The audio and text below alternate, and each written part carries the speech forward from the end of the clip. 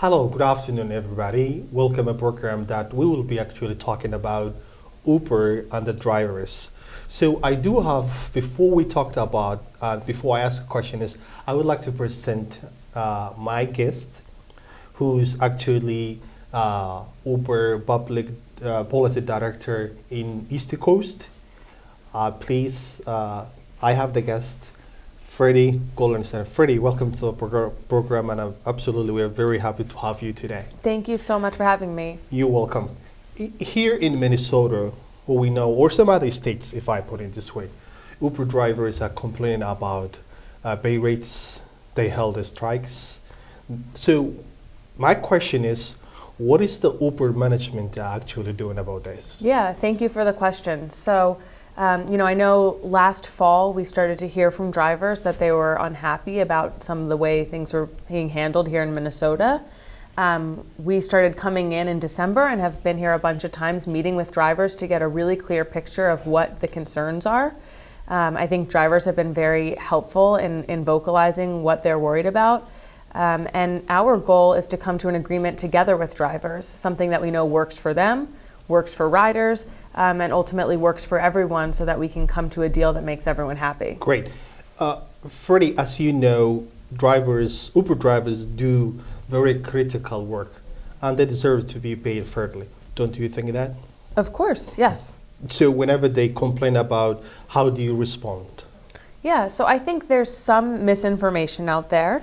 I think we could do a better job of communicating with drivers so that drivers understand, exactly what goes into the pay, right? Like when a customer pays, the driver makes what amount, Uber makes what amount goes towards insurance costs, what amount goes towards government fees, things like that. So some of it is having a dialogue and a communication, and some of it is figuring out, if there is, if we can come to some sort of deal on raising those rates a little bit. Sure.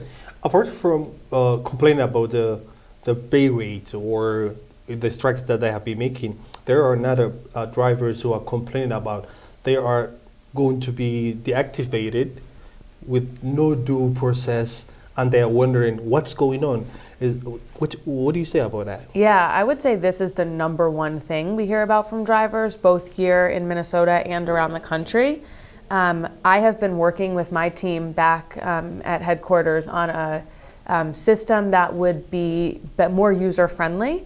I know that often drivers find the platform confusing. We always try to let a driver know when they're at risk of being deactivated, and there are ways to review the deactivation in the app and to try to appeal it in the app, but sometimes that process can be challenging. So what we want to do is set up a system on the ground so that there's a physical space that drivers can go, work with someone who speaks Somali Sure. to explain what happened to them, have that person then communicate with us, and we'll get an answer back to that driver. When a driver is actually applying a job from Uber, there are certain things that he has to go through, like background check. He has to have a clean record, so and so, extra and extra.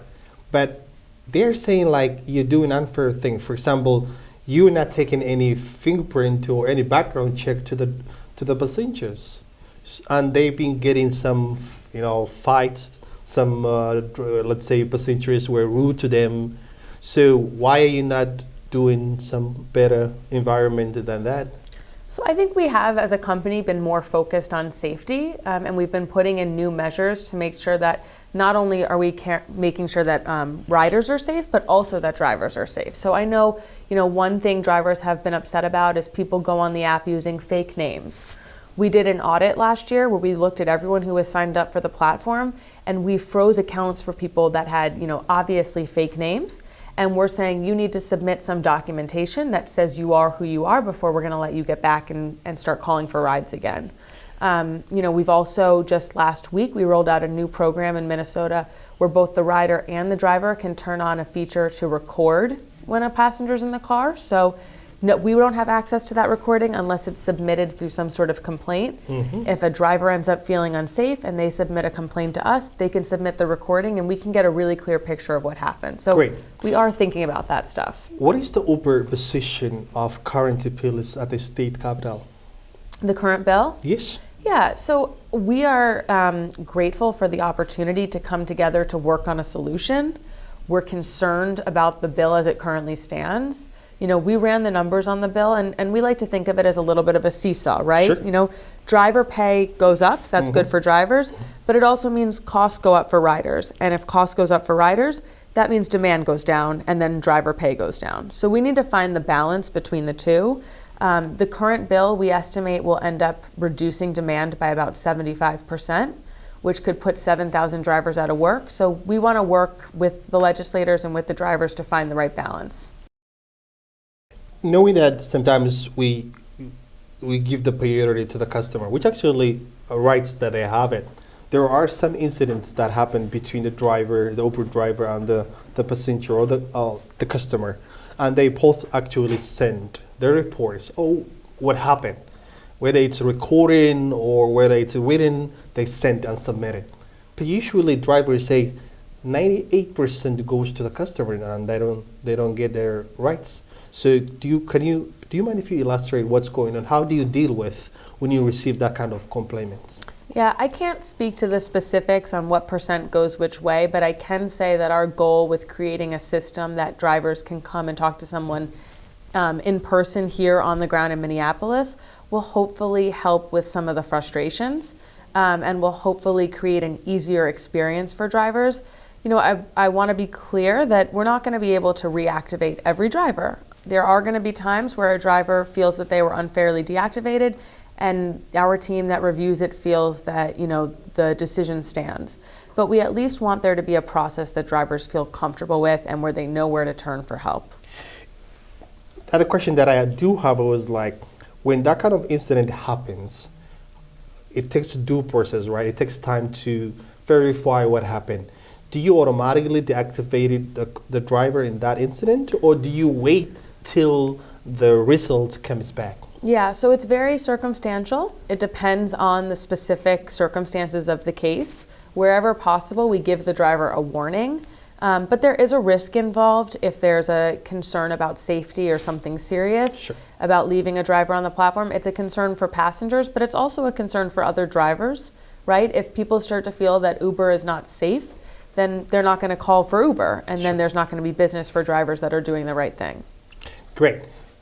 Freddie, you are the Public Policy Director of Uber in general, East Coast, and you've been dealing with people. So these people are complaining about that they've been actually dealt unfairly. So what's your, what kind of message would you like to deliver and make sure that they are safe and sound and they will be paid fairly, since they are working and doing very great and very critical job that everybody doesn't do that? Yeah, so I want to very clearly deliver the message that I am here. I'm here to listen. I'm hoping that we can work together. We've had one of our senior consultants on the ground here in Minnesota since November of last year, Abdul Yusuf. He has been a very helpful source for me in communicating directly with drivers and getting back to us and helping us work through some issues. We've made some real-time changes. We've already helped drivers get back on the platform. There were some issues at the airport that we took care of immediately. And now for the tougher ones that are going to take a little more conversation, I hope that we can work together to find a solution. Great. When the drivers actually submit their complaints, when they're actually complaining about, let's say, pay raise or they were treated unfairly, so how long it takes that issue to be solved and the driver gets replies? I'm not sure what our current time is here in Minnesota. I know in other places, the system that we're setting up here, that we're hoping to have ready to go in the next couple weeks, we set up the same system in some places in Canada, and we're modeling it off of that. And I think we got the reply down to 3 days or something like that. I think we're trying to sum it up, our interview today, but there are a very crucial question that I will not leave. It's going to be the last but not the least. Some drivers do have a language barrier. And in particular where things happen, they cannot actually describe the way that they want it because of the language. And sometimes they feel they've been mistreated because of their language barrier. What is your policy? How do you deal with, how can you help that driver who came to work, something happened, that wasn't been his fault. He was trying to be nice, but he had a language barrier. For example, Somali language, Ethiopian language. He speaks Indian or any other language. So how do you help that person? Yeah, first of all, I'm very sympathetic to that. I only speak English, and the second I go to a country where English is not spoken, I feel completely helpless. So I applaud everyone that is, trying to work in a country where English is not their first language. I think that's hopefully what part of the goal of this center that I want to create will help solve. The idea is that the people who are there speaking to the drivers and hearing their side of the story are Somali language speakers, so they will be able to help with any interpretation issues or any frustrations with language barriers. So do you mean that you'll be hiring interpreters online or? No, we'd like to work with groups that already exist on the ground, that are already trusted in the community, that already have relationships, so that drivers already feel comfortable and know where to turn, and we will help them give us the information we need to do everything in our system. Great. Your last words to the drivers who are watching you, who have been waiting, a senior person like you saying like they would like to hear good things from you. As a Freddie, the public policy director Uber of East Africa, what's your message to them? Yeah, I think my message is we're not far apart on this. We know what you want, and I think that we really can come together and solve for this in a way that makes you happy and also, continues the partnership that we've already had and that we can continue to grow here in this city. Thank you so much, Freddie. That's the end of the program that we were talking about the strikes and the complaint from the drivers of Uber. I had my guest, Freddie, who is actually the public policy director of East Coast of Uber. She actually explained a lot, and that was the end of the program. Thanks for. Thank you so we're glad much. for This was a having very you. good Absolutely. conversation. You're welcome.